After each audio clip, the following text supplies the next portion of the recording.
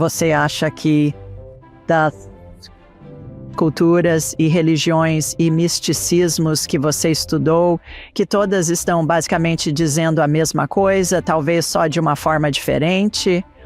E se sim, por que de formas diferentes? Por causa da cultura, época e ambiente deles, e de seus sistemas de crenças coletivos se Buda vivesse na época de Jesus, ele também teria sido crucificado. Porque era um blasfemo, ele era o que chamamos de teórico da conspiração. Sabe, dizer vós sois deuses é blasfêmia? Quem é você para dizer vós sois deuses? No entanto, a Bíblia diz que somos feitos à imagem de Deus, né? Sabe? Mas eu acho, Meister Eckhart, o místico cristão, disse que os místicos entenderão, os teólogos discutirão, porque eles acessaram sua divindade, eles tiveram uma experiência direta com o divino, ou a fonte, ou Deus. E eu acho que é isso que um místico é, alguém que tem uma experiência direta. Olá, bem-vindos ao Ask Julie Ryan Show. Aqui misturamos espiritualidade e praticidade para uma vida com propósito e alegria. Temos Bubu Garcia conosco no programa de hoje. Bubu é um buscador espiritual, escritor e apresentador do podcast Brotherlands, onde ele explora a sabedoria antiga, a consciência superior e as origens cósmicas da humanidade.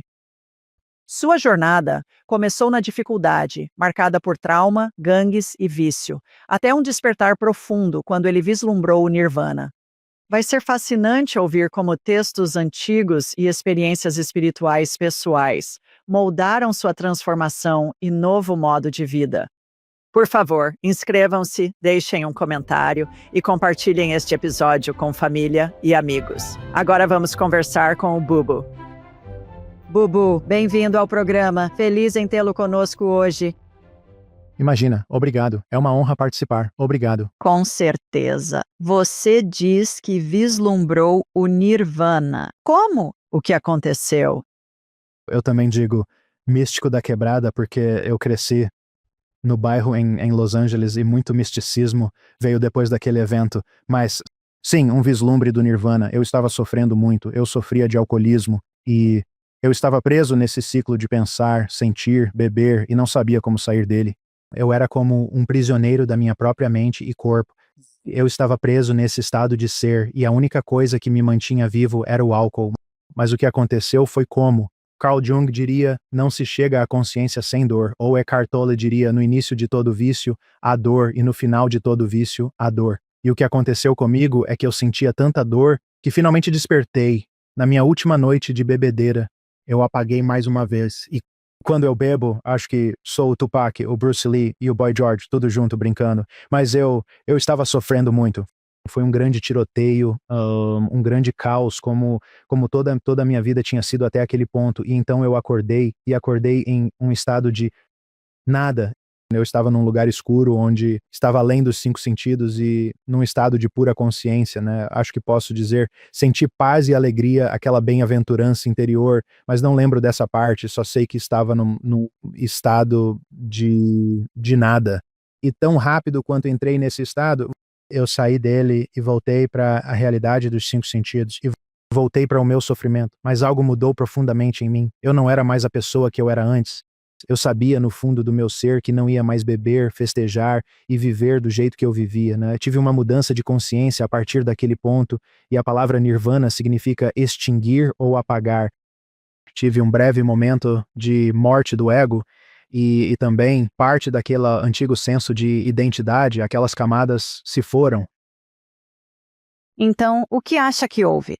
Onde estava quando estava no nada? Você pode descrever isso para nós? Foi como se você estivesse neste quarto escuro ou o que aconteceu e então? O que você acha que causou a mudança? Não faço ideia, muita dor me despertou, mas meu amigo estava preso quando fiquei sóbrio e eu, após 1 ano de sobriedade e vida espiritual, ele me ligou da prisão e descreveu o que aconteceu comigo.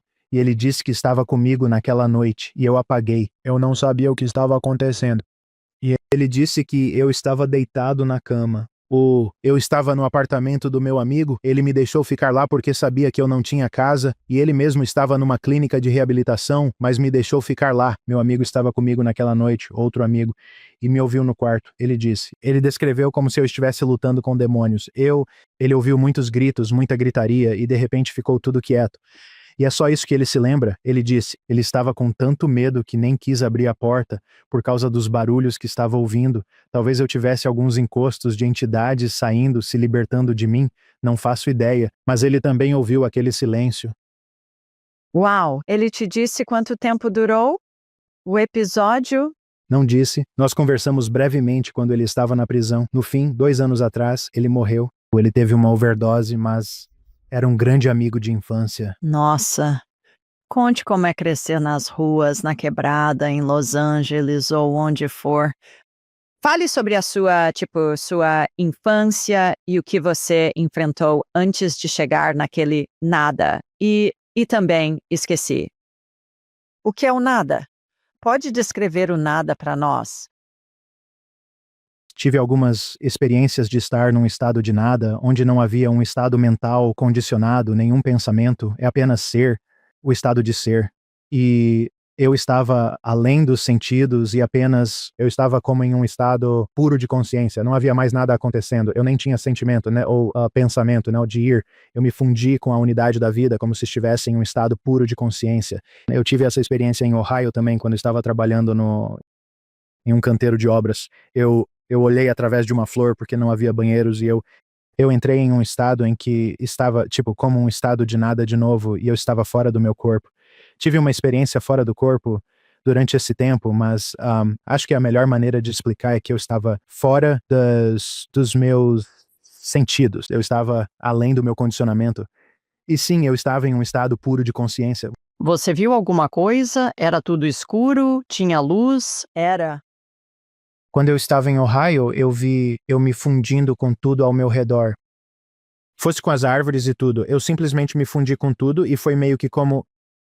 Você já viu aquele filme O Predador? Ou onde ele se esconde, camuflando-se no ambiente, e é como se você mal conseguisse... dava pra ver, tipo, essa frequência, assim. É bem... Parece o ambiente é transparente, mas está, tipo, se movendo rápido. Bem, foi assim que eu vi tudo, mas eu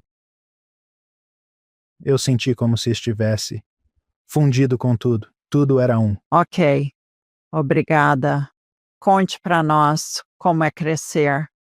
Na situação em que você cresceu como criança e como jovem adulto. O interessante é que eu gosto de me chamar de gangster espiritual porque tive um despertar espiritual mais tarde e eu vivi a vida de gangue a vida toda. Meu pai levou 5 tiros em 2 ocasiões diferentes, ele foi cortado no rosto. Ele parecia o Scarface. Eu sempre tive vergonha dos meus pais em visitas escolares. Na escola, minha mãe foi cortada nas costas mais de 50 vezes. Ela sempre. Não tinha medo de ser violenta se precisasse. Vivíamos aquele estilo de vida, era normal para nós. E enquanto crescia, foi difícil. Eu me sentia como os monstros, minha família. Sempre tive vergonha. Eu sempre me senti diferente das outras crianças. Meu pai me batia. E hoje, sabe, eu olho pra trás e sei que meus pais fizeram o melhor que podiam com as ferramentas que tinham. E se eles soubessem mais, teriam feito melhor. Mas meu pai, ele usava drogas, bebia, tudo isso tinha na minha casa. Minha casa era o lugar da festa. Eu estava brincando lá fora com as crianças normais. E de repente, sabe, os amigos do meu pai estão discutindo e alguém é esfaqueado. E eu não sabia como processar esse tipo de coisa. Eu não sabia como, sabe, eu falo sobre masculinidade tóxica e algumas pessoas tentam defender isso com a masculinidade divina e eu concordo com isso também. Mas masculinidade tóxica é quando eu não sei como, quando eu reprimo minhas emoções, sabe? Homem não chora, seja forte, seja o cara durão, seja o melhor em tudo e se eu não conseguir fazer isso, sabe? E se eu precisar chorar? E isso criou isso, tudo isso foi pra dentro de mim. E de repente, sabe, eu precisei encontrar maneiras de sair de mim mesmo só pra me anestesiar. E eu encontrei isso na primeira série, quando dei um soco, garoto, por me chamar de Zé Colmeia e Catatal, sabe? Eu dei um soco nele e senti um alívio. Então, eu tinha que ser o melhor nos esportes porque eu me sentia inferior, então eu tinha que me mostrar como superior. Então você me escolhe primeiro quando eu jogo basquete ou futebol ou beisebol ou boliche, sabe? Mas, é, Foi muito difícil ver o divórcio dos meus pais e eu tinha problemas de abandono, todo tipo de coisa acontecendo, ver minha mãe com outro homem quando meu pai estava na prisão, ou simplesmente ir ver meu pai quando ele era preso e passar por aquele processo em celas de concreto e ver, sentir a energia das pessoas, né? Mas o que é louco de viver nesse ambiente é que eu sempre tive esse vislumbre de lembrança de outras vidas. Eu tinha essa conexão profunda com a Índia, lembro de assistir Indiana Jones pela primeira vez, quer dizer, aquele é um ambiente encenado. Eu senti como se já tivesse estado lá. Me deu algum tipo de lembrança. Mesmo assistindo a aqueles filmes antigos de Kung Fu nos anos 80, na TV aberta, dublados, eu sabia ter vivido naquele ambiente antes. Tinha esse saber interior quando tive meu despertar anos depois. Voltei para aqueles ensinamentos. Nós estávamos assistindo ao jogo de basquete do Alabama contra Auburn, né, no fim de semana, e um dos jogadores do Alabama fez a qual o nome dele? Morog ou Monog ou sei lá, a pose do pássaro depois que ele marcou uma cesta de 3 pontos ou algo que ganhou o jogo. Ele fez aquilo e a torcida foi à loucura. E acho que isso já existe há décadas com os golpes do Karate Kid. É que isso me lembrou disso, você mencionando isso agora. Como chamam aquela pose do pássaro?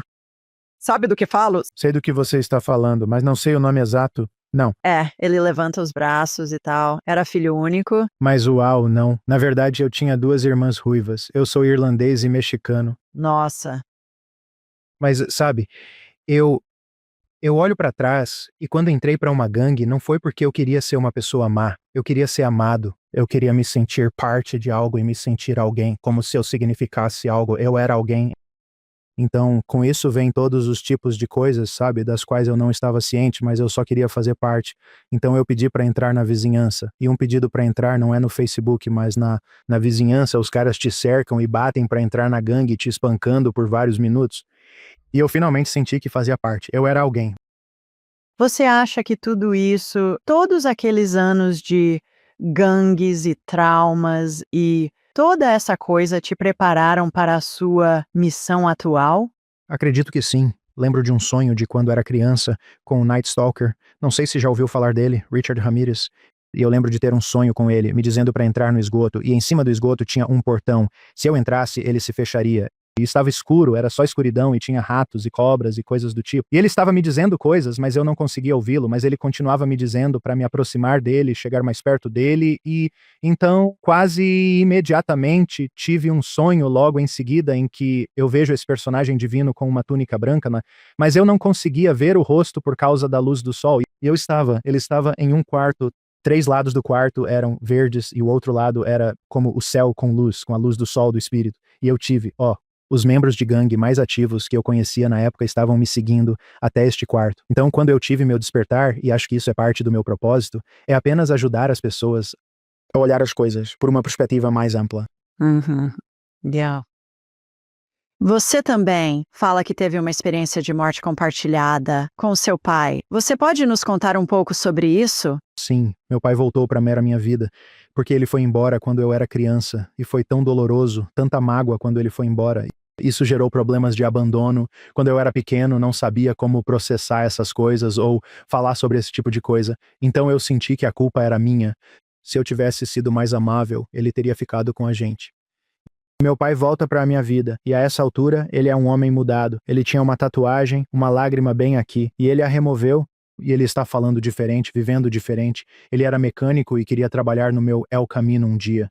Mas, alguns dias antes disso, ele estava no pronto-socorro, tive que dar uma carona, ele expôs a vida inteira, pediu desculpas por isso e aquilo. Estávamos em Long Beach no pronto-socorro, ficamos lá por horas, e ele expôs a vida inteira dele. Eu não compreendia o que ele tentava fazer na época, né, até meu despertar. Mas eu sentia a morte dele se aproximando, eu sentia essa morte, sabe? E eu lembro de ligar para minha irmã, dizendo que talvez ela quisesse passar um tempo com o pai. Não acho que ele vá ficar muito mais tempo. No domingo ele bate na minha porta. Eu tinha acabado de chegar em casa após festejar a noite toda. E quer que eu vá à igreja com ele. Não sou de ir à igreja, mas disse, volte depois da igreja, esperando que não voltasse. Ele voltou e o irmão mais novo pilotava um avião de controle remoto nos penhascos em San Pedro, Califórnia, bem na costa. Ele ficou preso, estávamos debatendo sobre ir pegar o avião. Então descemos alguns degraus e decidimos não ir. Meu pai deu mais alguns passos e escorregou do penhasco. E eu só vi uma nuvem de poeira e corri cerca de 1 milha até onde há uma escada que desce até as rochas. E quando eu alcancei meu pai, eu o agarrei e só me lembro de ver uma lágrima de verdade no lugar da sua tatuagem de lágrima e, em algum momento, tive uma experiência fora do corpo ou de morte compartilhada, vim a perceber e vi tudo de fora do meu corpo. Eu estava. Eu estava olhando para tudo de uma perspectiva totalmente diferente, tipo uma cena, como uma cena de filme, ainda simplesmente subi para o céu e pude ver o cenário completo. E eu vi os bombeiros, os policiais, pessoas olhando dos penhascos, olhando, tentando olhar para baixo. E eu me vejo, e meu tio segurando meu pai, e eles correndo em nossa direção. And mais tarde, quando tive meu despertar, muitas das escrituras hindus começaram a vir para mim. E a escritura hindu fala sobre como o eu não morre. E você falou sobre isso. Eu assisti a um clipe seu dizendo, assim como uma vela não pode viver sem fogo, o homem não pode viver sem uma vida espiritual. E você tocou nesse ponto e isso me fez, sorrir. Adoro essa citação, aliás. Sim, tive uma experiência de morte compartilhada com meu pai, onde percebi que ele não morreu. Acho que essa foi a maneira dele me mostrar. Mas eu senti muita dor depois daquilo. Eu senti problemas de abandono em dobro. Agora ele volta pra minha vida e de repente ele se foi. Eu não culpei, um Deus nem nada. Eu estava muito magoado e não sabia como processar ou lidar com essas coisas. Então minha raiva aumentou e passei por uma escuridão e vício ainda mais profundos. Segui por esse caminho de muito sofrimento e isso finalmente me despertou. Outra experiência foi quando uma garota foi assassinada por minha causa. Uns caras estavam atirando em mim e ela levou um tiro na cabeça. E foi muito difícil, sabe? E eu simplesmente me apoiei cada vez mais na bebida porque não queria sentir. Acho que o alcoolismo ou o vício não é uma doença. Não concordo muito com o modelo de doença, mas acredito que é uma tentativa de escapar do sofrimento humano. Uau, grande afirmação. Sei que você esteve envolvido nos programas de 12 Passos por um tempo. Yeah. E é isso que eles ensinam, basicamente, que é um vício físico. Fale mais sobre seus pensamentos sobre isso. Acho que Os 12 Passos, o grande livro, foi escrito em 1939 e as pessoas não percebem que os Rockefellers colocaram as mãos no programa de 12 Passos antes mesmo do livro ser escrito e criaram esse sistema de educação, sabe?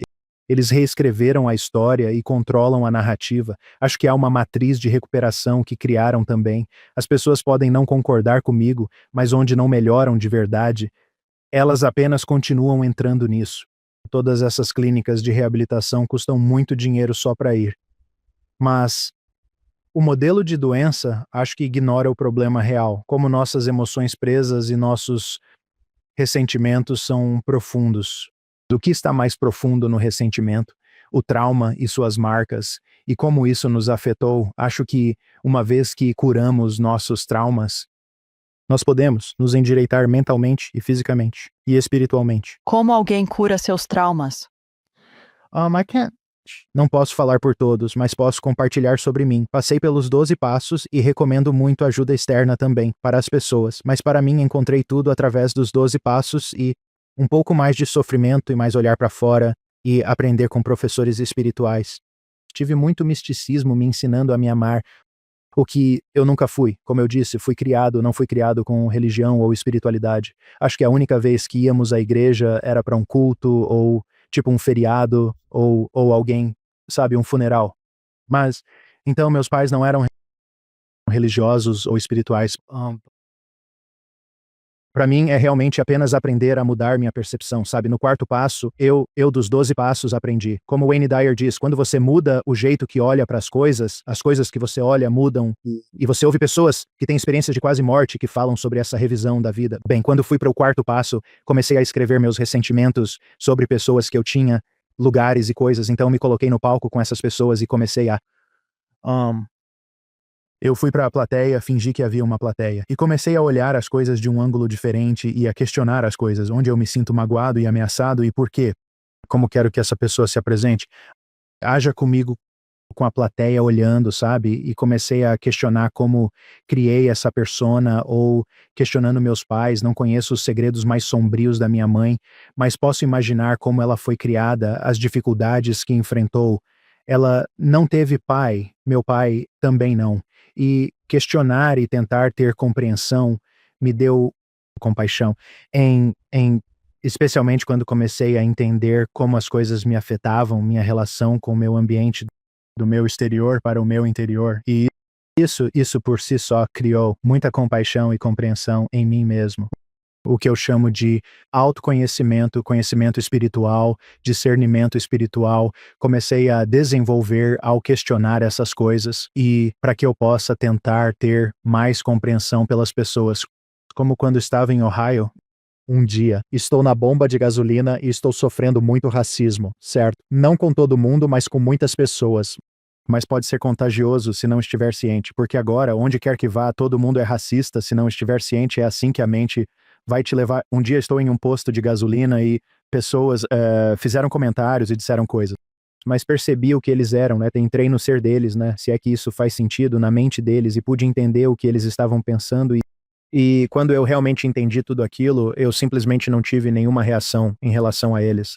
Eu estava mais. Eu me tornei mais sensível à vida do que sensível ao ego, se é que isso faz sentido. E não acho que o ego seja completamente ruim. Não, precisamos do ego para sobreviver, com certeza. Mas ser capaz de mudar uma perspectiva muitas vezes nos dá uma imagem mais clara do que está acontecendo, em vez de apenas a reação deles, especialmente se for baseada no medo. Concorda com isso? Sim, eu concordo com isso, completamente. Eu sempre digo que o ego não é seu amigo quando você não tem consciência dele. Eu não tive consciência do meu ego por muito tempo, ou seja, minhas diferentes identidades, rótulos aos quais me apeguei e sistema de crenças que criaram essa identidade, a persona, e então eu não tinha consciência disso. Eu estava tão preso em meus pensamentos e minhas emoções por muito tempo até que comecei a me separar pouco a pouco.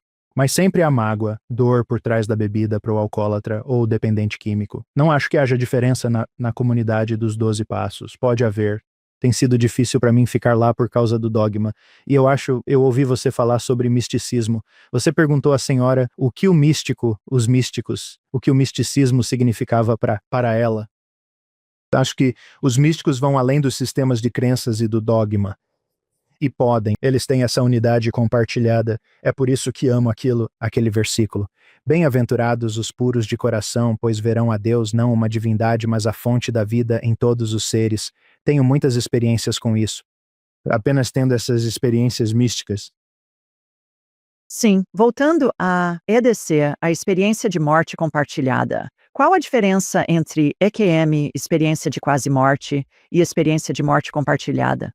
Na sua opinião, claro. Qual a diferença entre experiência de quase morte e morte compartilhada? Bem, uma experiência de morte compartilhada, pela minha experiência, me fundi com o espírito do meu pai. Espírito, onde eu consigo entender onde o Buda diz não existe um eu porque somos todos o eu. O eu está em todos. Minha amiga Nicole Linde, que é uma médium vidente, chama isso de fusão de almas, e eu me fundi na alma do meu pai. Mais uma experiência de quase morte, eu nunca tive uma, então não saberia te dizer. Você ouve todos esses termos diferentes e eu quase sinto que, o que aconteceu com um despertar básico hoje em dia, sabe? Eu sei que nas comunidades de experiência de quase morte, muitos deles falam sobre uma quase morte, mas um despertar espiritual para mim é uma morte espiritual, é somente morrendo que se desperta para a vida eterna. São Francisco diz, e eu acho que um despertar espiritual é uma morte, não é uma quase morte. É uma morte espiritual, na minha opinião, mas quanto à experiência de quase morte, não tenho ideia da diferença. Só sei que tive minha experiência de morte compartilhada com meu pai. E muitas das escrituras hindus ganharam vida para mim quando eu tive meu despertar e elas confirmaram o que eu vivenciei. Pode falar mais sobre isso? O que vivenciou quando olha para trás, disse que sua alma se fundiu com a do seu pai. Pode descrever isso para nós? Dá uma ideia de como foi a sensação, a aparência, a duração, o que aconteceu? Enviando perguntas. Não sei a hora exata, mas porque estava num estado atemporal, acho, mas simplesmente vi tudo fora de mim. Estava fora do meu corpo e conseguia ver o quadro todo, a cena toda, de um estado de consciência elevado. E percebi que não existe morte, não morremos. O que acontece é como a onda batendo na praia. Parece que ela se foi, mas ela volta para o oceano do espírito. E eu acho que é isso que um despertar é também, é a iluminação. Para a onda é a percepção de que você é água, não a onda, você é parte do oceano. Mas quando eu tive essa experiência, eu percebi que meu pai não morreu, mas é realmente só ver tudo fora de mim. Eu acho que me fundi com meu pai e talvez essa seja a maneira dele de me mostrar que ele não morreu. E que ele te amava o suficiente para deixar você se fundir com ele. Foi isso que eu acabei de captar. Lindo. Teve sua experiência de nirvana. Você teve sua experiência de morte compartilhada com seu pai. Parece que você ainda estava usando quando seu pai morreu. E então você teve sua experiência de nirvana e então começou a entrar no espiritual. O lado espiritual da equação. Eu vou dizer que eu quero muito mergulhar fundo nisso, porque eu sei que você gosta de muitas áreas diferentes da espiritualidade. Você pode nos dar uma ideia da trajetória, desde o momento em que você teve o seu despertar até onde você foi levado, como foi levado, o que você experienciou, quais foram os diferentes textos e culturas e religiões que você estudou ao longo do caminho? Depois de um ano de sobriedade, entrei na comunidade dos 12 Passos. Após um ano de sobriedade, comecei a me aventurar fora da comunidade dos 12 Passos. E Rumi tem uma citação: o que você busca, está buscando você. Muito misticismo veio até mim. Tive um guru que apareceu em espírito, chamado Yogananda. Eu vim a descobrir e eu não sabia quem era esse cara até mais tarde, mas eu senti, lembro de tentar, porque eu não conhecia nada melhor. Eu simplesmente fui a uma igreja grande em Torrance, Califórnia. Simplesmente fui ao culto e me sentei e ouvi o pastor pregando e de repente ouço uma voz. Ele não sabe o que prega. E então eu entrei naquilo. Eu me levantei automaticamente. Eu simplesmente me levantei e fui até a lojinha de presentes e pedi por um livro da Neale Donald Walsh, porque uma semana antes disso eu fui. Eu estava na Target e vi um DVD. DVD ou CD? Ah, sim, era um DVD, definitivamente. E foi tudo ficou escuro e uma luz estava só nesse DVD. E então comprei o DVD, assisti, era Neale Donald Walsh, fui atrás dos livros dele, e ele estava na lista de autores proibidos. Eles até olharam uma lista. E então? E então pedi por um Gandhi, livros do Gandhi, e eles disseram que não tinham. Ele estava na lista de autores proibidos. Fiquei uau. Querendo dizer, não leia essas coisas. Porque era ruim, ou era do mal, ou seja lá o que fosse. Isso vai contra a palavra de Deus. Por favor. Então fui a uma igreja da unidade pela primeira vez e havia um ministro convidado de San Diego. Ele começou a falar sobre Yogananda. Parecia que por um tempo, em todo lugar que eu ia, ouvia sobre Yogananda. Comecei a ver a imagem dele. A primeira vez que fui à Self-Realization Fellowship em Pacific Palisades, na Califórnia, eu me sentei e vi a fileira de gurus como Krishna e, Jesus mas a foto de Yogananda estava brilhando para mim como se estivesse viva e eu acho que essa foi a maneira dele de me dizer, que era ele, e eu só tive esse saber interior em vez da mente, nada estava me dizendo na mente, era essa sensação de saber interior, era ele, e eu comecei a entrar nos ensinamentos dele, e faz sentido, porque eu sempre senti que vivi na Índia uma vez, e agora estou recebendo essa orientação divina de um guru da Índia. E então comecei a pesquisar os evangelhos gnósticos. Eu realmente amo os evangelhos gnósticos. Explique, por favor, o que são os evangelhos gnósticos para quem não sabe. Eles não se diziam gnósticos. Eles iam contra o que a igreja ensinava e a desafiavam. Há uma frase no Evangelho de Filipe: o homem fez Deus à imagem do homem. E isso eu acho incrível. Mas para mim, os evangelhos, o evangelho gnóstico é como o evangelho de Tomé que chegou a mim, foi encontrado em 1945, intocado pelo homem e que se conecta com Yogananda. Ele dizia trazer de volta os verdadeiros ensinamentos de Cristo. Ele morreu em 1952, acredito. Não traduziram os evangelhos gnósticos até mais tarde, mas então Yogananda não tinha ideia do que eles diziam nos evangelhos, como o evangelho de Tomé, mas eles estavam ensinando a autorrealização. Jesus está te dizendo para olhar para dentro. Há um evangelho, acho que é versículo 24, há uma luz dentro de um homem de luz, e ele ilumina o mundo inteiro. Se ele não brilha, ele está na escuridão. o que nos leva de volta à vela, o versículo que você tinha com o Buda. Então, os evangelhos eram sobre autorrealização, e eu acho que Yogananda estava certo nisso. Então eu comecei a me aventurar. Foram esses, querido, que foram encontrados nos jarros por tipo um pastorzinho no meio do deserto ou algo assim? Sim, na biblioteca de Nag Hammadi chamaram-na, era um jarro de 1,80 m. Há evangelhos lá. E eles acreditam, alguns dos fragmentos, tipo, quando eles fizeram uma turnê pelos EUA e foram a diferentes museus e você podia ir vê-los no papiro antigo, e é incrível que eles tenham durado tanto tempo. É mesmo, e, sabe, eles acreditam que quem quer que tenha escrito o evangelho de Tomé, é mais antigo que o evangelho de João, e eles estavam competindo um com o outro. É por isso que o evangelho de João fez de Tomé o incrédulo. Tipo, eles estavam competindo um com o outro, e há certas partes do Evangelho de João, e não me lembro de cabeça, que foram adicionadas muito mais tarde, como a parte da Trindade, o que eu acho incrível. Então não sabemos quem escreveu os Evangelhos, nenhum dos Evangelhos praticamente, no que diz respeito aos 4 Evangelhos, o que eu acho interessante. Mas para mim o que é mais empoderador é o texto gnóstico, porque é realmente sobre olhar para dentro, e eles falam sobre o nosso esquecimento. É o nosso esquecimento que cria a ignorância. Esquecer quem realmente somos. Não sei se já ouviu aquela história hindu sobre deuses e humanos, onde esconderam a centelha divina dentro de nós por abusarmos do poder. Então, nossa divindade. Então eles decidiram esconder a nossa divindade e estavam debatendo onde escondê-la. Colocá-la na montanha, não a encontrarão no topo, no oceano ou em outro lugar. Não, eles eventualmente começarão a se manifestar, explorar o oceano, e a encontrarão lá, na Lua? Não, encontrarão o caminho para a Lua e as estrelas, o cosmos. Então, Brahma diz, vamos colocar dentro deles, em seus corações. Nunca a encontrarão, apenas os prontos a encontrarão. E amo isso, sabe? E acho que é o que o Evangelho de Tomé ensina. Você acha que das culturas, religiões e misticismos que estudou, que todos dizem basicamente a mesma coisa, talvez de forma diferente? E, se sim, por que as formas diferentes? Por causa de sua cultura e dos tempos, e de seu ambiente, e seus sistemas de crenças coletivos. Eu acho que se Buda vivesse na época de Jesus, ele também seria crucificado.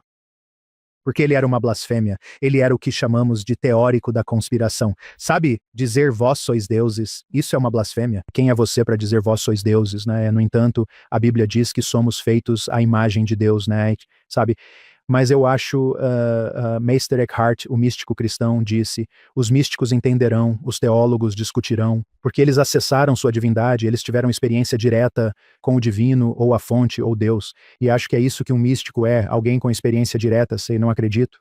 Que as pessoas vão a estudos bíblicos e acreditam que há um significado para a escritura, e aqui um exemplo, se não se importa que eu compartilhe. Não, seria ótimo, seria realmente maravilhoso. Cerca de um mês atrás, passeava com meus 2 cachorros no lago, e havia um pai jovem e sua filha pequena, uma cena adorável. Ele devia ter uns 20 e poucos anos, e a filha dele tinha uns 3 anos. Eles olhavam o lago e nós andávamos na trilha, eu e meus 2 cachorros. Teria que se virar para nos ver. A filhinha dele se vira e eu vi pura felicidade, puro estado de consciência, olhando a vida, em movimento, sem filtro. Ela está em estado de felicidade, de admiração. Sabe, para entrar no reino dos céus deve ser como uma criancinha. O pai dela se virou e eu vi os filtros dele. Eu não sabia exatamente quais eram seus filtros, mas pude vê-lo olhando através de suas lentes. E ele teve uma experiência totalmente diferente de sua filhinha. E eu fiquei tipo, uau! E vi aquilo tão claramente. Pensei, quem mais tem essas experiências passeando com seus cachorros? Tive tantas pequenas experiências como essa na vida diária. Apenas vendo ele olhar através da lente do filtro, sendo um pai protetor e sabe, tudo diferente, uma experiência diferente da filha dele, foi uma maneira tão bonita de apenas experienciar. Fascinante que você também se interesse por história oculta. O que tudo compõe a história oculta, na sua opinião? Bem, sempre fui fascinado por isso. As tábuas sumérias, como se ouve, como essas histórias se conectam. Tipo, estive no Egito anos atrás com Tony Browder, ele foi o primeiro afro-americano a ter um sítio arqueológico lá, escavando desde 2007. Mas ele tem ido ao Egito, o antigo Kemet, desde 1979. Mas, sabe, o que é interessante é, tipo, nós ouvimos os termos gregos no Egito, sabe? Mas o que eles significam nos termos africanos? E, tipo, Meduneter significa, sabe? Nós ouvimos sobre hieróglifos, mas o significado de Meduneter no antigo termo africano significava palavras de Deus. E acho que isso foi daí que os escritores bíblicos tiraram a palavra de Deus, ou nas escrituras hindus diz a canção de Deus, ou tentando ver quem era a Atlântida, os lemurianos, os maias, de onde vieram. Houve alienígenas do passado que realmente semearam a humanidade ou nos modificaram geneticamente, só fazendo essas perguntas, né? Sempre me interessei por isso. Tipo, Noé, quem era Noé? Por que ele é Ziusudra na Mesopotâmia? Sabe, apenas questionando quem são, quem está segurando essas bolsas. Por que eles estão no México? Sabe, por que eles estão na África? Por que eles estão na Mesopotâmia? Tipo, só algo... Tem tanta coisa que a gente não sabe. Eu acho que existiram muito mais ciclos de vida diferentes do que nos contaram. Tipo Cristóvão Colombo, por exemplo, sabe? Os gregos sabiam das Américas antes de Cristóvão Colombo ou da era cristã, pelo que Manly P. Hall diz. Então, tem tanta coisa que a gente não sabe.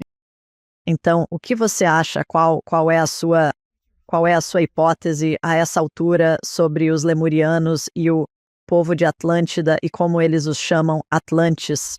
O povo de Atlântida e os Starseeds e toda essa história. Você já chegou a uma hipótese de trabalho que está explorando mais a fundo?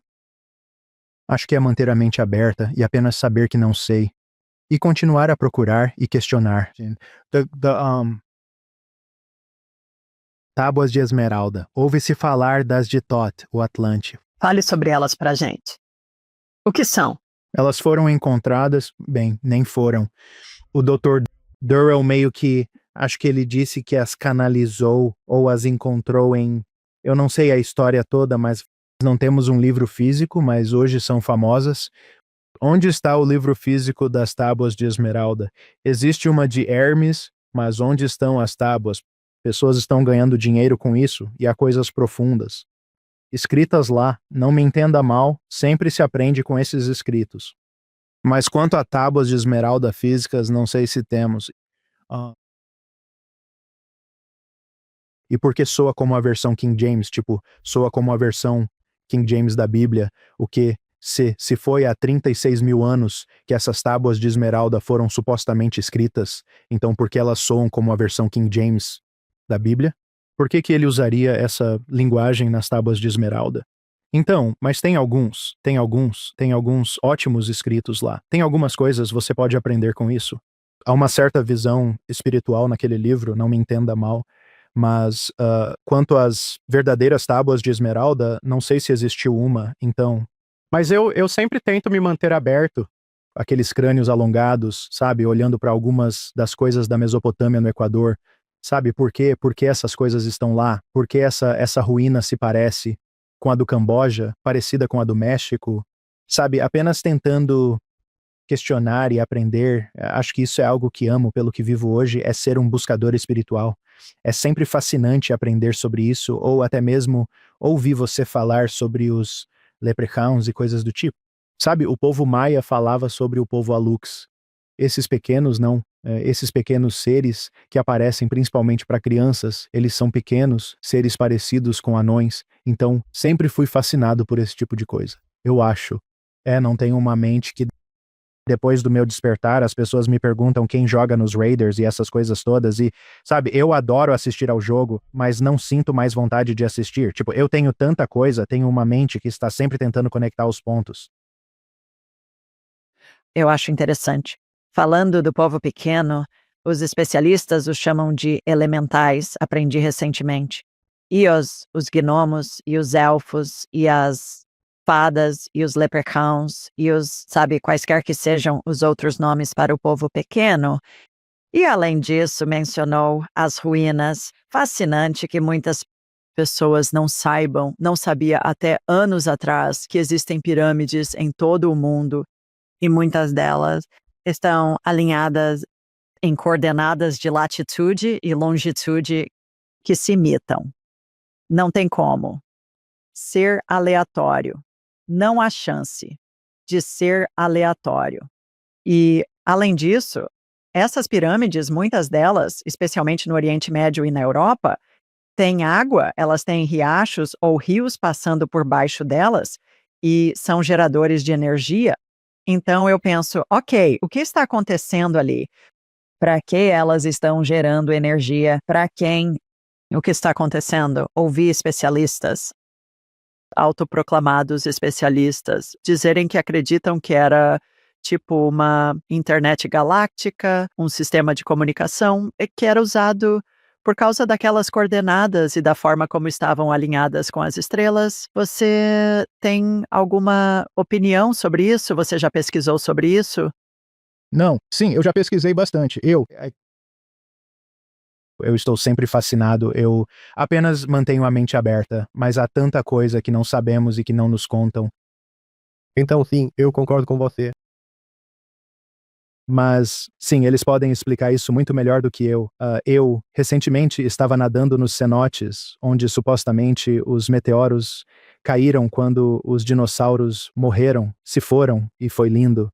Não sei se você já esteve lá nos cenotes, mas tem tanta coisa. Onde fica exatamente? Não conheço. Sim, são chamados de cenotes e possuem uma água incrivelmente linda de cor turquesa e vegetação exuberante.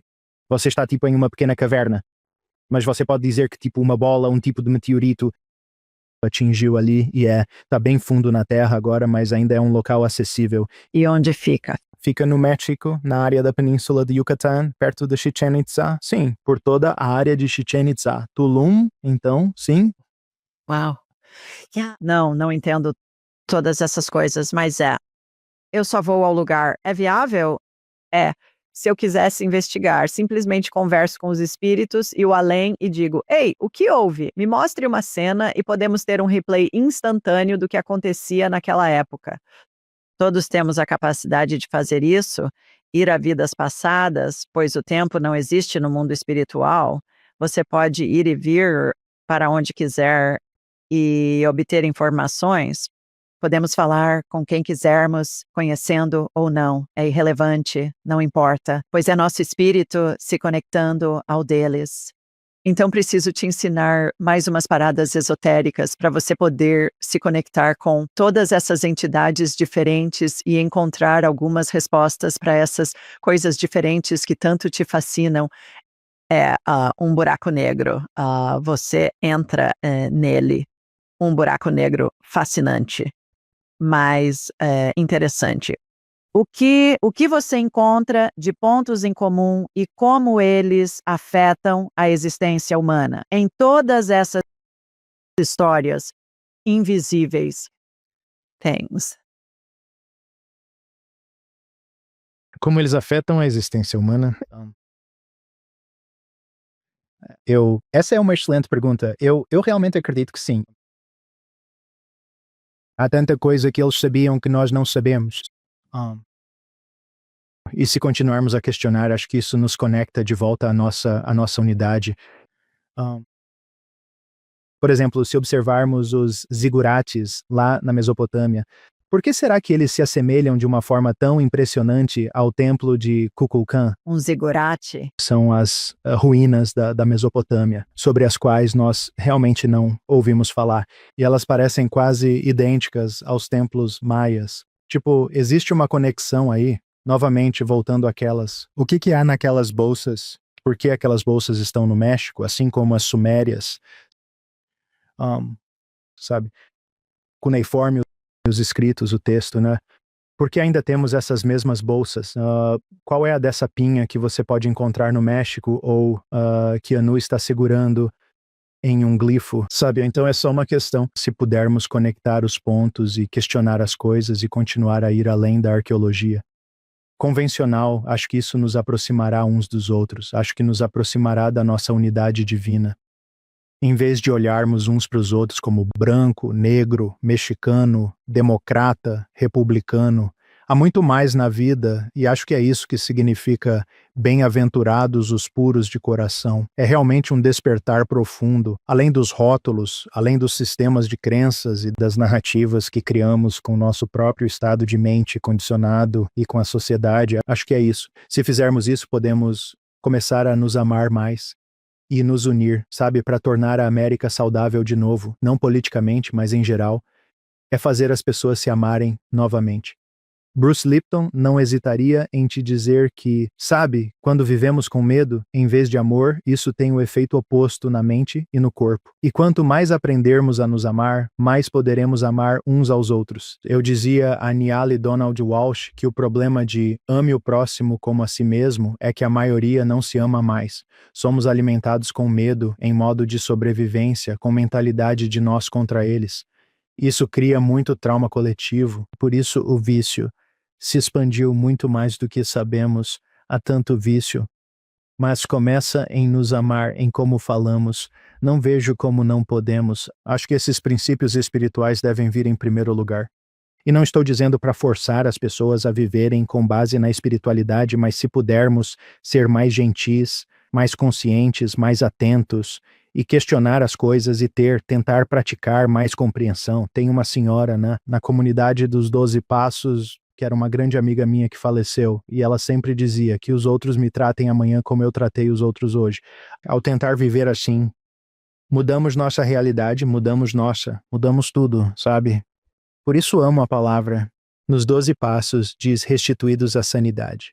No segundo passo, sanidade é saudável, insanidade não. Tive que ver em mim o que criava o não saudável, o que me impedia de ser pleno.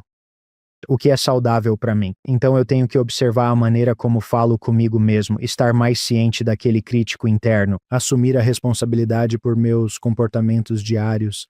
E, sabe, às vezes eu vou errar, mas eu precisei quebrar a cara para amadurecer um pouco mais, sabe? Não preciso ser duro comigo mesmo. Então acho que praticar o amor uns pelos outros e, como falamos, como olhamos uns para os outros e ter compreensão é provavelmente a coisa mais importante que precisamos hoje no mundo. Desculpa, eu me empolguei. Não, foi profundo. As pessoas estão mais ou menos curiosas sobre espiritualidade e por quê? Acho que estão se tornando cada vez mais curiosas, para ser honesto, embora ainda seja difícil falar publicamente sobre isso, e tem sido difícil para mim me conectar publicamente sobre isso. Mas eu adoro esse tipo de podcast, onde posso me conectar com pessoas como você e das quais posso aprender. Mas acho que estamos tendo um despertar cada vez maior. Sim, as pessoas questionam velhos paradigmas, né? Seja nos 12 passos, religião, cristianismo, muitas desafiam velhos sistemas de crenças e paradigmas. Sim, eu concordo.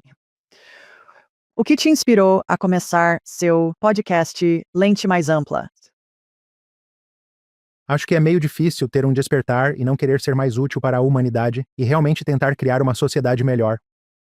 Uma nova narrativa para a humanidade, uma nova história, em vez de continuar assistindo a todos esses filmes baseados no medo e notícias e todo esse tipo de coisa, como essa pergunta, vamos ver coisas mais profundas, sabe, né? Vamos ver mais sobre história em um nível mais profundo. Então deixa eu trazer o Fred Silva ou a Marianne Williamson para falar sobre uma perspectiva diferente sobre Jesus ou alguém que teve uma experiência de quase morte e compartilhar sobre essa vida linda, revisão da vida. Será como a pesagem do coração egípcia, sabe? Não? Quando pesavam o coração, não, é uma revisão da vida e só questionando assim, acho que é assim que podemos expandir, questionando e tentando entender as coisas, né, sem dogma, né, sem levar as coisas muito a sério e apenas ter a mente aberta com o coração aberto. Egípcios pesavam corações. Sim, eles têm uma história sobre a pesagem do coração que não conheço inteira, a história completa.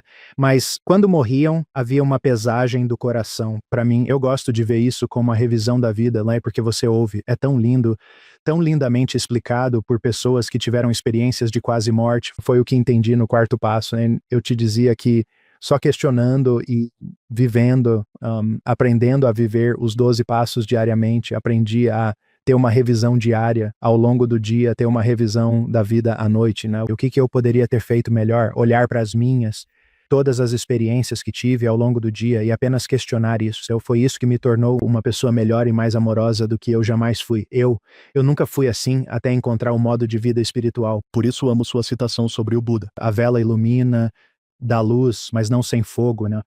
No espiritual, sem consciência, eu vivia na ignorância, sem saber de nada. Nossa, amo a palavra ignorância, pois ela é uma extensão de ignorar. Quanto mais ignoro meus comportamentos, mais ignorante me torno. Para mim, espiritualidade é assumir a responsabilidade pela minha vida. No budismo, consciência, atenção plena e sabedoria elas são metáforas para o fogo. E o fogo queima e transforma a ignorância dentro de nós. Wu é minha favorita. E wu, comecei a usar isso bem cedo. Wu. E o interessante é que, alguns anos atrás, meu querido amigo Sun Chang, que é um sacerdote taoísta, disse, bem, sabe, Wumi, e no taoísmo significa fonte. Ele disse, então você estava certa desde o início. Wu. E eu disse, eu não tinha a menor ideia, eu só achei que soava bem. E isso, sabe, meio que tira as pessoas das suas opiniões logo de cara. Porque é engraçado, muitas pessoas, sabe, você diz, eu faço, e elas ficam tipo, elas dão uma risadinha, isso, reduz. Sabe, ela é bruxa, ou sei lá. Então, nessa linha, Wu significa fonte. Adorei isso. Ok, funciona. E sabe, no chinês antigo e nas tradições orientais, significa fonte. Então, quem diria? Acho que quem me dizia para usar Wu, os espíritos e o além, de todos os tópicos que você discute no seu programa. Se tivesse que escolher um tópico hoje, que mais te intriga, qual seria? Eu diria despertar espiritual. Adoro aprender sobre eles e suas diversas nuances. As pessoas têm experiências diferentes, porque não é um evento único, pelo menos para mim. Tive pequenos despertares, grandes despertares, mas realmente, como entendemos esses despertares e como olhamos para como isso muda nossa visão de mundo e nosso modo de vida. Eu amo aprender sobre despertares espirituais. Eu acho que eles são não como experiências de quase morte, são morte espiritual. É uma morte espiritual para um novo começo. Novo jeito de olhar para algo. Você acha que todo mundo tem, quer reconheça ou não? Acho que sim. Todos temos nossos próprios pequenos despertares, pode chamar de mudança psíquica ou o que for, mas acho que todos nós temos. Eu tive vários diferentes, quer dizer, eu tive um despertar assistindo The Walking Dead no último episódio, vendo como eles tinham essa compartilhada, experiência humana compartilhada, sua humanidade, além das cores e crenças, eles sobreviviam e viviam juntos, desenvolvendo amizades profundas. Sabe, entrei em um estado de unidade. Eu estava no mercado após assistir a série com lágrimas nos olhos dirigindo enquanto ia para o mercado, porque sentia meu ser brilhando, conectado a tudo, seja o cacto ou a rocha, as pessoas entrando nas lojas, percebam ou não. Eu sentia, via, percebia e é uma bela experiência que continuei a ter, esses tipos de experiências, com essa consciência de unidade. Sabe, eu não me concentro muito na quarta, quinta, sexta, sétima dimensão. Eu só sei que nós experienciamos esses estados alterados de consciência e é simplesmente uma coisa linda, realmente é. Queria que mais pessoas pudessem tê-los. Acho que as pessoas estão tendo, quer percebam ou não. Estão tendo. E, frequentemente, acho que roteiristas são realmente espirituais e há todo tipo de joias escondidas em muitos desses filmes que vemos. Você acha que esse também é o caso? Estou pegando uma coisa. Ele está pegando algo. Para aqueles que estão ouvindo, Avatar, ele pegou o livro do Avatar. Sim, Este é um cara com quem fui ao Egito, mas ele analisa o filme Avatar neste livro e faz um belo trabalho. Tony Browder, e o que ele diz? bem, Nos deu uma sinopse. conectando a palavra Avatar, por exemplo, sabe? Essa é uma palavra hindu, sabe?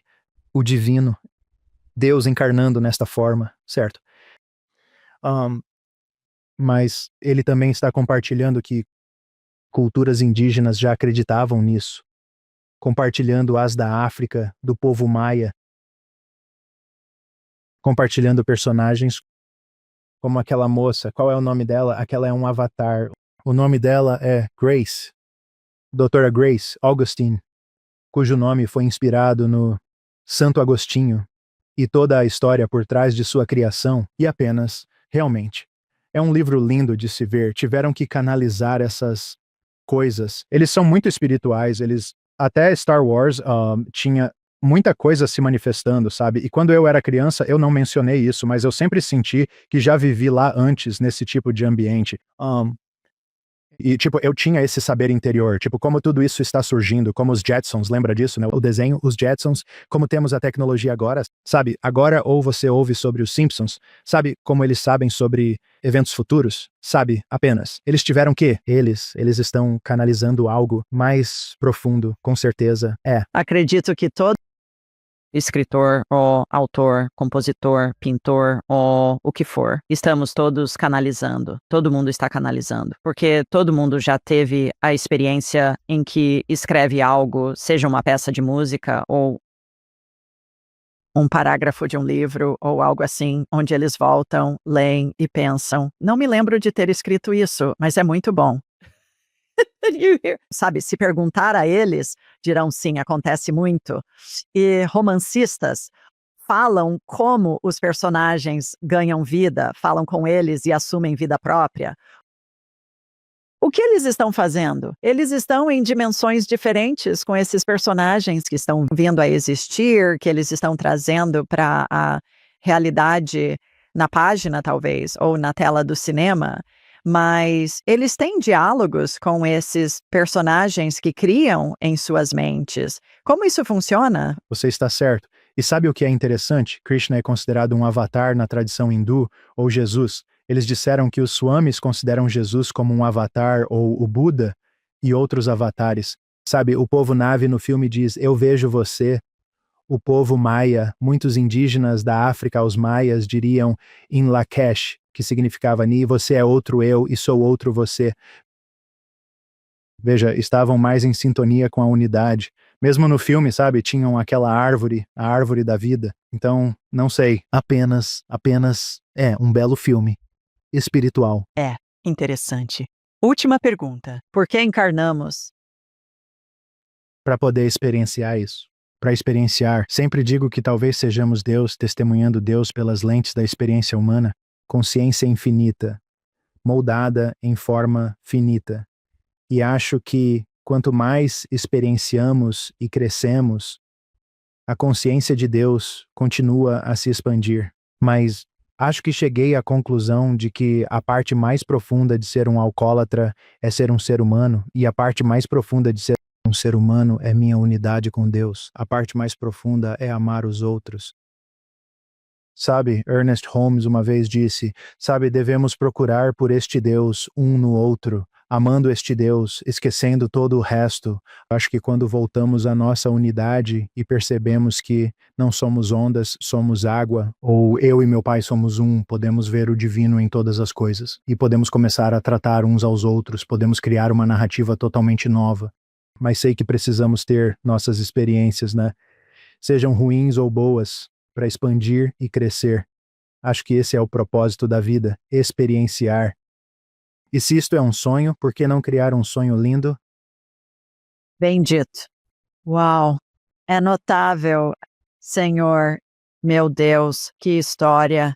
E que homem sábio você é, e brilhante de tantas maneiras. Adoro que você é levado a explorar todos esses textos e antigas civilizações e culturas, juntando tudo e relacionando-os ao Agora, por assim dizer, você está em uma missão de Deus. Talvez você tenha sido um blues brother numa vida passada.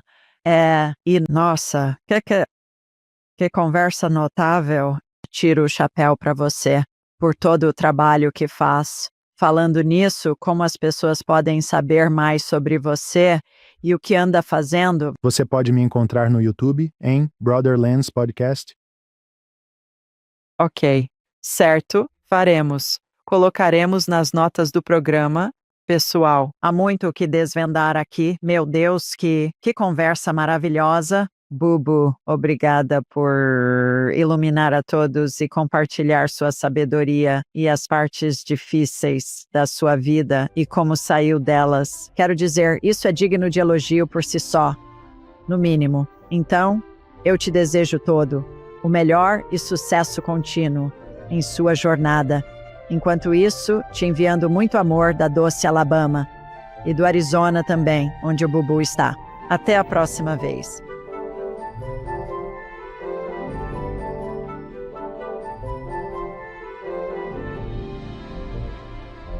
Para aprimorar sua jornada espiritual, clique em um dos vídeos. Lembre-se de se inscrever, comentar e compartilhar com família e amigos.